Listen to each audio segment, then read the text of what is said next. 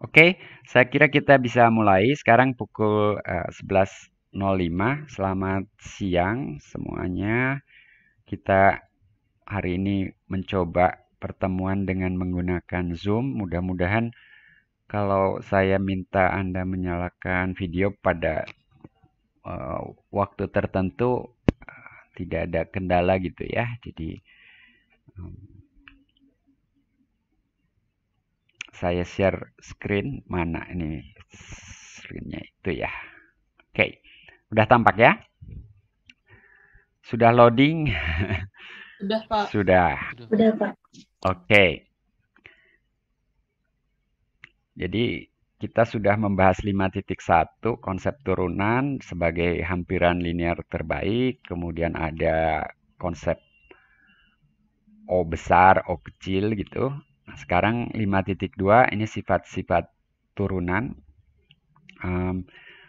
Di sini kita akan melihat bahwa gagasan turunan itu bisa dipakai untuk menjawab pertanyaan di mana sebuah fungsi naik, turun, atau mencapai nilai ekstrim gitu ya, maksimum atau minimum.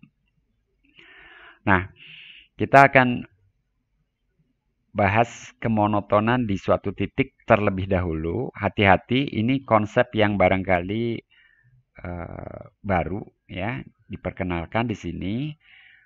Bukan kemonotonan pada suatu selang yang mungkin sudah Anda kenal. Kita akan bahas juga kemonotonan pada selang.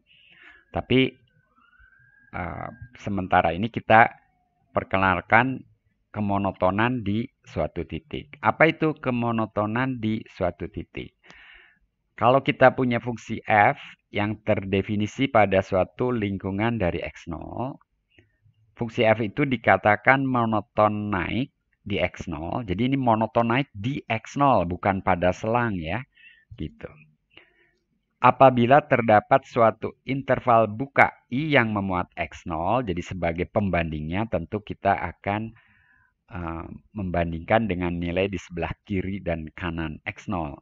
Jadi interval buka maksudnya untuk tadi membandingkan dengan nilai di sebelah kirinya dan di sebelah kanannya gitu ya. Jadi kita punya ketaksamaan itu apa tidak gitu ya. Nah, kalau kita memiliki ketaksamaan tersebut berlaku untuk setiap X1 di sebelah kiri X0 dan X2 di sebelah kanan X0 gitu ya. Nah, tadi ketaksamaannya termasuk sama dengan ya. Jadi tidak apa istilahnya? Tidak murni naik. Nah, sekarang F dikatakan naik murni kalau ketaksamanya sekarang strict ya. Ya bahasa Inggrisnya strict sih. Cuman terjemahannya saya pilih kata murni ini, naik sejati, naik murni, naik tegas, naik keras, itu banyak variasi lah di situ ya. Saya pilih naik murni. Kalau ketaksamaan ini berlaku sama seperti tadi untuk setiap X1 di sebelah kiri X0 dan X2 di sebelah kanan X0. Nah, kalau kita berbicara sebalik ketaksamaan sebaliknya, maka kita punya nanti turun dan turun murni di titik X0 gitu ya. Jadi definisinya analog. Sebagai ilustrasi, naik di titik X0 itu kira-kira yang terjadi adalah transisi dari sebelah kiri X0 ke sebelah kanan. Jadi meninggalkan X0 seperti itu. Itu naik gitu ya. Kalau turun ya dari kuadran 2 ke kuadran 4.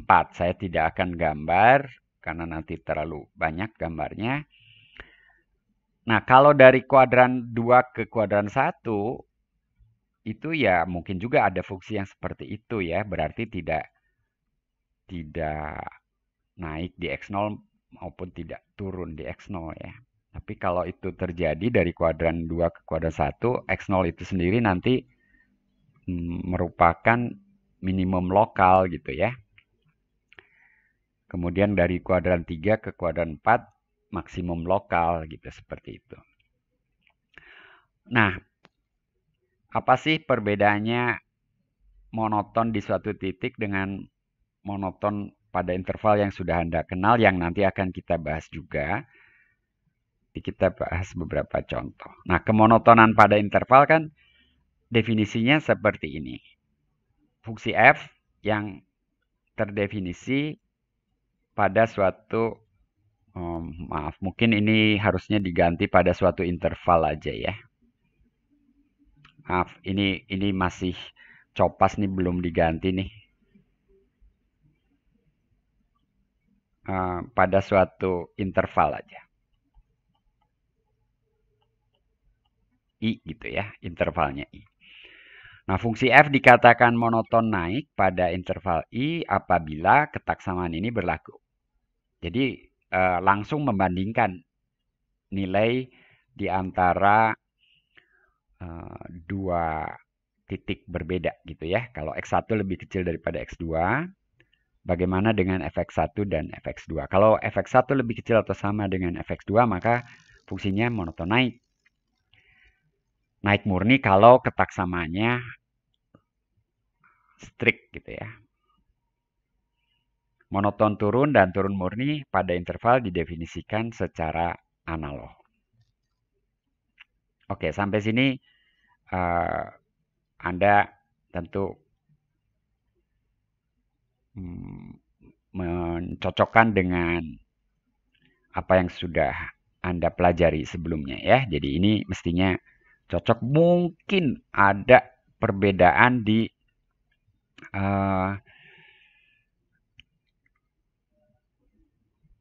penempatan kata murni ya. Ada yang pakai kata lain, dan mungkin pula ada perbedaan di penggunaan istilah tak turun dan tak naik begitu ya. Jadi ada buku yang mendefinisikan yang pertama ini disebut tak naik gitu ya. Tak turun gitu ya. Tak turun. Lalu yang strict ini disebut naik tanpa kata murni gitu ya. Jadi yang di atas tak turun, yang di bawah naik. Jadi naik itu otomatis naik murni gitu ya. Sementara yang tidak murni itu ya disebutnya tak turun gitu ya. Begitu. Tapi perbedaan itu hanya perbedaan istilah. Yang pasti di sini ada dua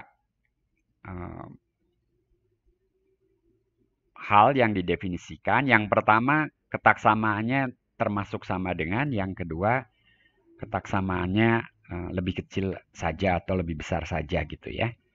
Jadi ada dua keperluan memang. Kadang-kadang kita nggak pedulilah boleh sama dengan lah gitu ya. Tapi kadang-kadang kita ingin yang ketaksamaan yang strict gitu kan. Nah, kalau fungsinya naik pada suatu interval, maka otomatis dia naik di setiap titik X0 di dalam interval itu. Gitu ya. Itu mudah diperiksa. Kalau naik pada interval kan kita membandingkan X1 dan X2. Kalau naik di setiap titik X0 gimana?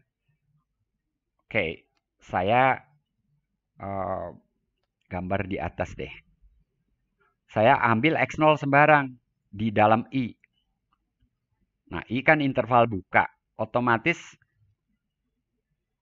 saya punya titik di sebelah kiri X0 dan juga titik di sebelah kanan X0.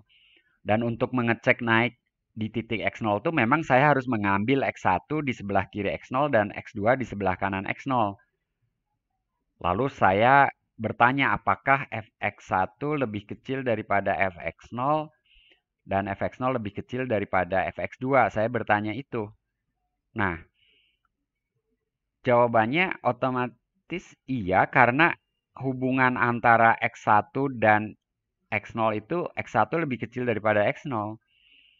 Jadi dengan naiknya F itu otomatis Fx1 lebih kecil daripada Fx0. Lalu X0 lebih kecil daripada X2. Otomatis juga saya punya Fx0 lebih kecil daripada Fx2 gitu ya. Jadi karena itu maka ini gitu ya. Jelas ya? Nah, namun monoton naik di suatu titik, nah di sini perbedaannya. Monoton naik di titik X0 itu belum tentu naik pada setiap interval buka yang memuat X0. Ini contohnya, fungsi ini kalau digambar seperti apa ya? Saya coba ganti warna dulu. Kalau digambar seperti apa? Kita sudah banyak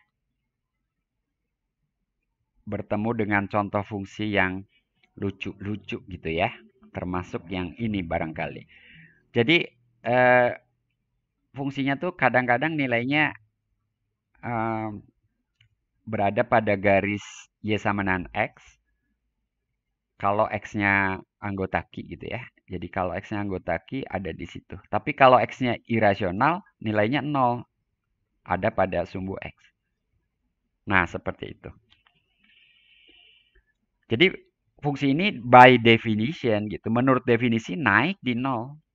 Karena naik di suatu titik tuh kita ambil X1 di sebelah kiri 0, ambil X2 di sebelah kanan 0, lalu kita bandingkan Fx1 dengan F0. F0 berapa? 0, Pak. F0, 0 gitu ya. Lalu dibandingkan juga dengan Fx2. Ini 0. Nah, Fx1 pasti lebih kecil atau sama dengan 0. Ya. Tidak ada yang positif di sebelah kiri 0 itu. Di sebelah kanan 0, nilainya 0 atau positif. Jadi pasti lebih besar atau sama dengan F0. Begitu. Nah, tapi fungsi ini kan tidak naik pada interval sekecil apapun ya. Karena begitu diambil interval yang memuat 0, maka nanti grafiknya tuh ya sebagian berada pada sumbu X, sebagian berada pada garis Y sama dengan X. Dan itu artinya tidak naik pada interval itu ya. Jelas? Karena ketika berada di sumbu X, lalu ke sebelah kanan sedikit ada di garis Y sama dengan X, berarti turun kan? Tapi kemudian naik lagi, turun lagi, naik lagi, turun lagi gitu ya, kira-kira gitu.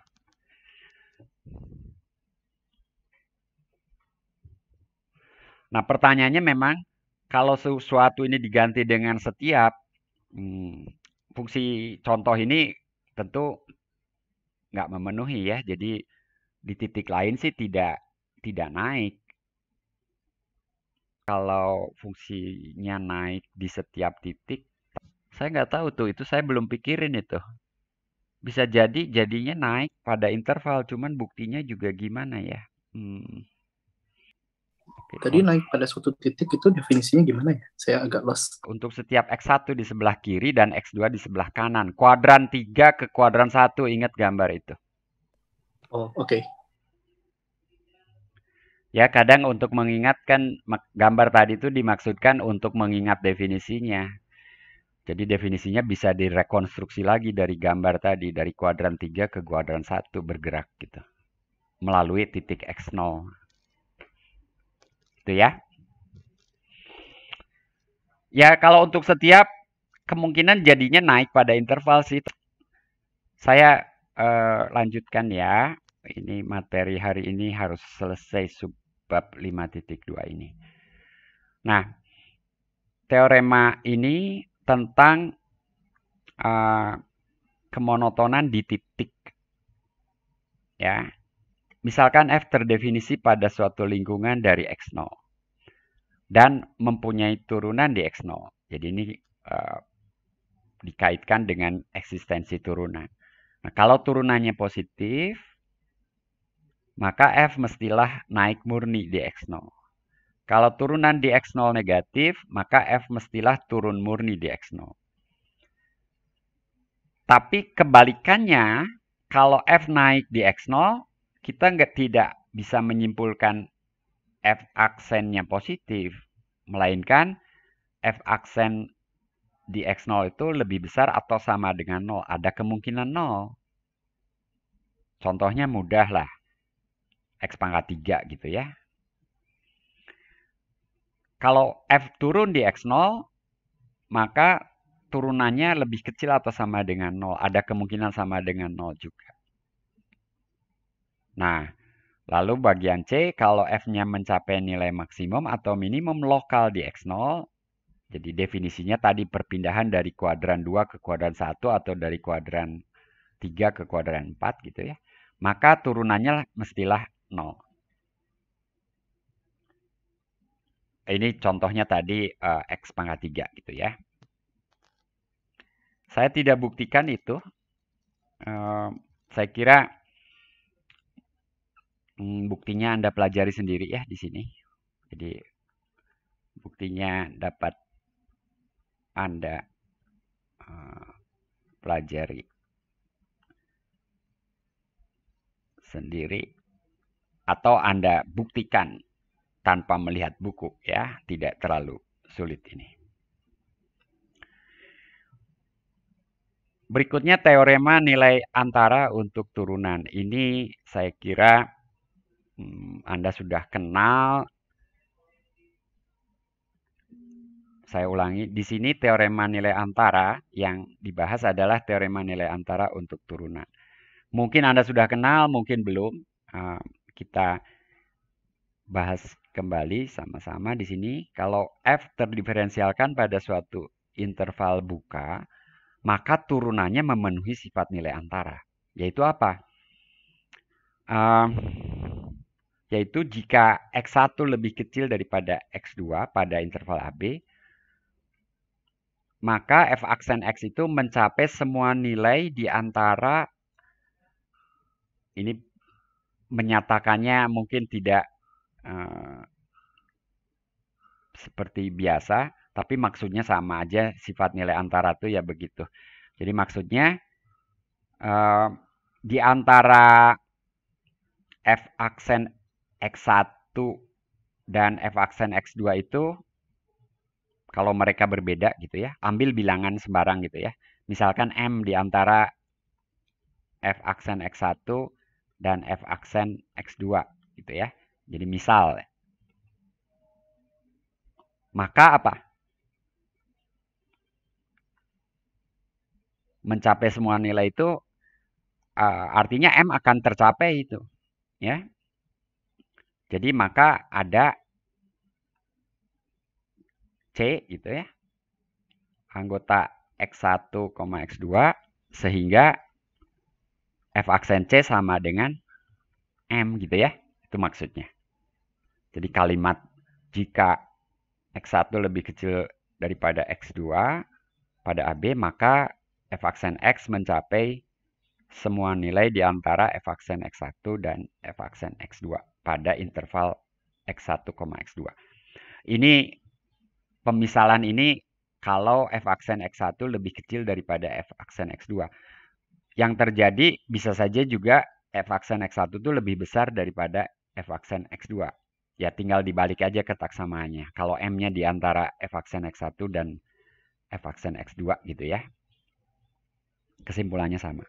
Nah, interpretasinya, jika sebuah benda bergerak dengan kecepatan V1 pada saat T1 dan kecepatan V2 pada saat T2, maka benda tersebut akan mengalami kecepatan V sembarang di antara V1 dan V2 itu gitu ya. Ini buktinya. Oke, ternyata saya pakai huruf K. Misalkan K di antara F aksen X1 dan F aksen X2. Lalu tinjau fungsi F besar ini yang sama dengan F kecil X minus KX. Jadi sebetulnya ini bayangkan F-nya seperti itu, lalu KX itu pengurangnya ya. Jadi ya K-nya di sini entah apa ya. Cuman kalau dalam ilustrasi ini gradiennya sekian, oh ini mengecil. Kalau turunannya membesar harus cekung ke atas. Mohon maaf saya ganti gambarnya. Misalnya seperti itu. Jadi garis singgungnya salah gitu. Penghapus eraser. Ini sudah ada joke di antara dosen. Nih dosen jadi klik gini dan sering salah klik. Itu turunannya. Jadi bayangkan K itu ya Y sama KX seperti itulah, bayangkan seperti itu. Yang kemiringannya di antara kemiringan di X1 dan di X2 gitu ya. Ini Y sama dengan Fx. Maka F mempunyai turunan pada interval tutup X1, X2 dengan F aksen X sama dengan F kecil aksen ya. Di X dikurangi K. Nah, lalu di X1 negatif, di X2 positif. Baik X1 maupun X2 bukan titik minimum. Jelas nggak ini?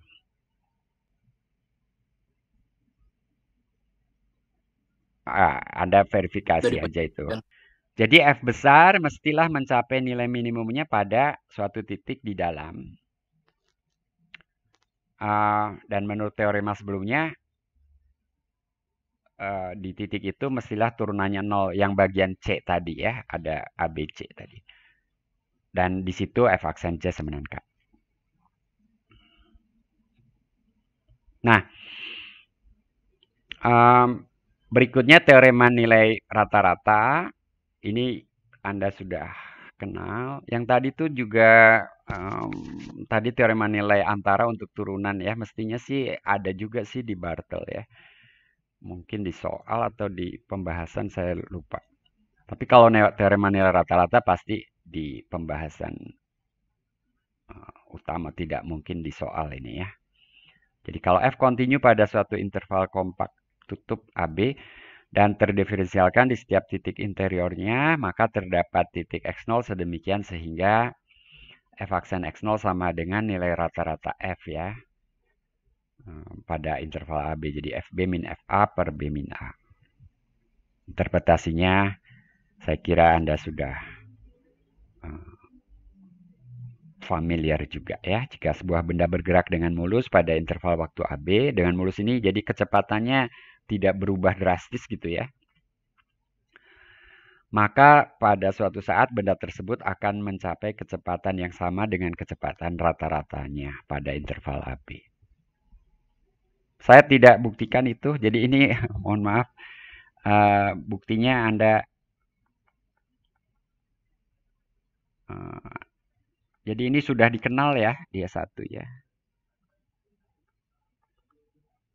Jadi saya pakai kata lagi gitu ya. Dari buku.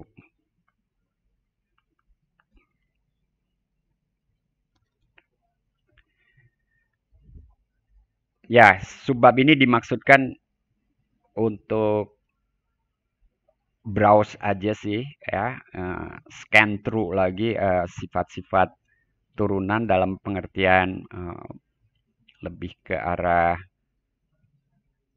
hubungannya dengan kemonotonan, kemudian di sini teorema nilai rata-rata dan seterusnya, kemudian sekarang teorema ini, misalkan F terdiferensialkan pada interval buka AB, ya, ini kemonotonan pada interval ya, jadi F akan monoton naik pada interval AB jika dan hanya jika F aksen X lebih besar atau sama dengan 0 untuk setiap X anggota AB. Perhatikan di sini ada sama dengannya ya.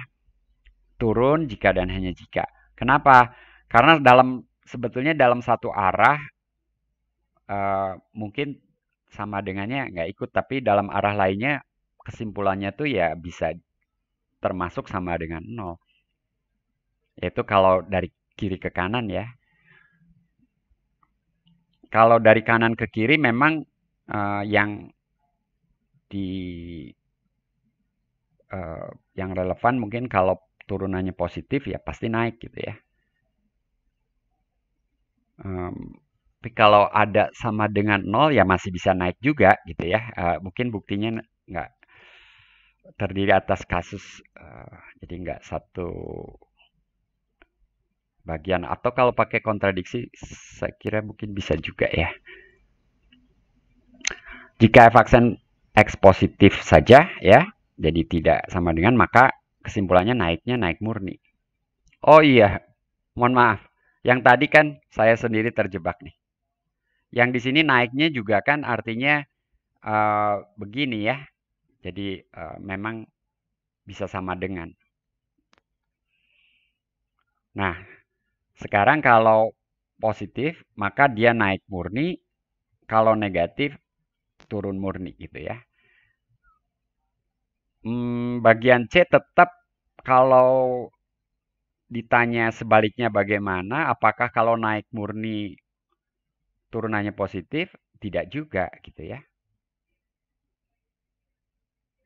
Jadi yang ke kirinya itu, jadi bagian ini ikut A di atas. Jadi untuk yang sebaliknya ikut A. Tapi kan ini naik murni Pak. Ya percuma sebaliknya untuk sekalipun ditambah naik murni, kesimpulannya tetap kesimpulannya turunannya lebih besar atau sama dengan 0 tetap kalaupun naik murni. Contohnya X pangkat 3. X pangkat 3 tuh naik murni pada interval min 2,2 misalnya gitu ya. Naik murni dia. Tapi ya tetap turunannya ada yang sama dengan 0 kan gitu ya. Kalau turunannya 0 untuk setiap X anggota A, maka F konstan. Oke. Saya tidak buktikan lagi ini juga. Mungkin kalau mau dibahas, ini 1136 sekarang.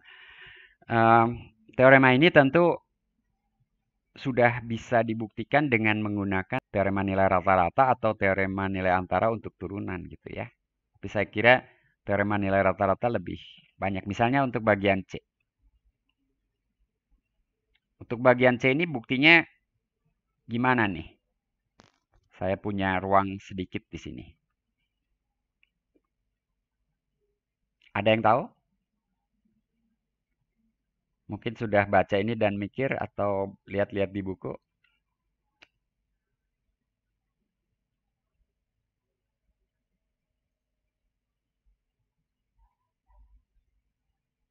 Mudah banget.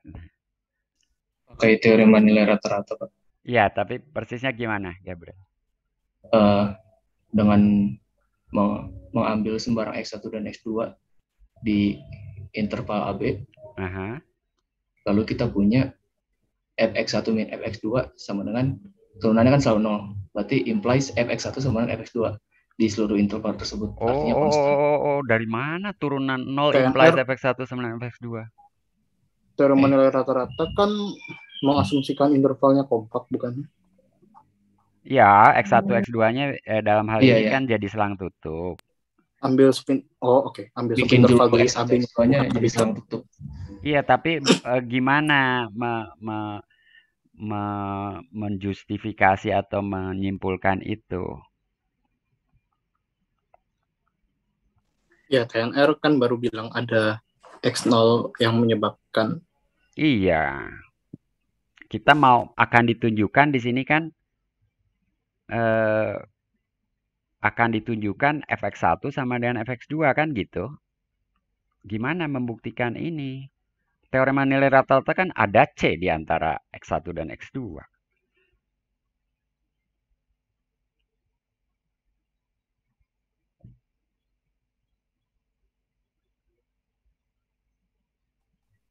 Mungkin Pak, kita bisa mengambil, kan tadi kita udah ambil sebarang X2 di selang AB. Nah, dari situ kita baru bisa tahu kalau misalnya ada X3 sehingga fx3 sama dengan fx1 ya Pak. Kemudian Kok bisa fx3 sama dengan fx1 Maaf, gimana? X3 ini tuh ada berada di dalam selang tutup X1, X2 gitu, Pak. Iya. Benar? Apakah saya benar? Iya, f aksen x3 sama dengan 0 gitu. Terus gimana? Baik, jadi tujuan akhir kita itu kan, maaf. Kemudian mungkin kita masih bisa mengambil, Pak, sebuah titik, katakanlah maaf X4 gitu yang berada di sebelah Iya, X2. itu kalau dari berarti penjelasan itu muter-muter. Muter-muter ya. Nanti dari X4 ada X5 gitu terus.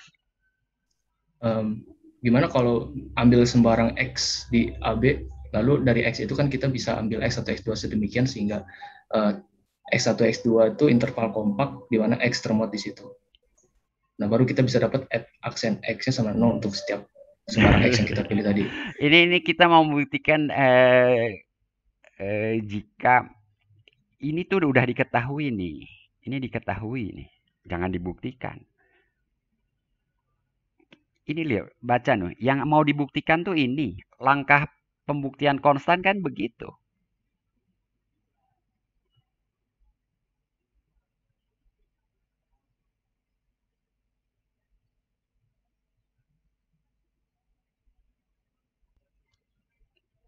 Jadi buktinya sebetulnya mudah saja ini.